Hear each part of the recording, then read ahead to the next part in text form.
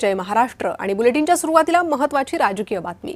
मराठी माणूस पंतप्रधान झाला पाहिजे। देवेंद्रजी पंतप्रधान होऊ शकतात। आमचा माणूस पंतप्रधान झाला तर त्यात वाईट काय? मंत्री गिरीश महाजन यांनी हे मोठं वक्तव्य केले। त्यांचं वक्तव्य सध्या चर्चेत आहे। मत असू शकतं, त्याला काय, प्रत्येकाचं मत असू शकतं नाही। आता हे मला सांगा, तुम्ही वारंवार तुमचे राऊत साहेब म्हणतायत की उद्धवजींसारखं नेतृत्व देशाला मिळालं तर फारच भाग्य होईल देशाचं। आता किती मोठा जोक आहे तुम्हाला, तुम्ही सांगा बरं। देवेंद्रजी मध्ये तसं काय कमी आहे सर्व गुण संपन्न आहेत देवेंद्रजी आमचे। पण त्यांच्या काकांनी म्हटले त्यांचं वैयक्तिक मत असू शकतं, मिळाली पाहिजे। काय त्याला काय वाईट काय त्याच्यामध्ये? आमचा मराठी माणूस, आमच्या राज्यातला माणूस या ठिकाणी पंतप्रधान झाला तर वाईट काय? पुढे भविष्यामध्ये अजून भरपूर वेळ आहे। उद्धव ठाकरे वय कमी आहे। आपल्या पसंतीचा व्यक्ती कोण वाटतं महाराष्ट्रातलं पंतप्रधान म्हणून? आपल्या पसंती ते सगळा निर्णय तो वरिष्ठांचा आहे, आमच्या वरिष्ठ पातळीवरचा आहे।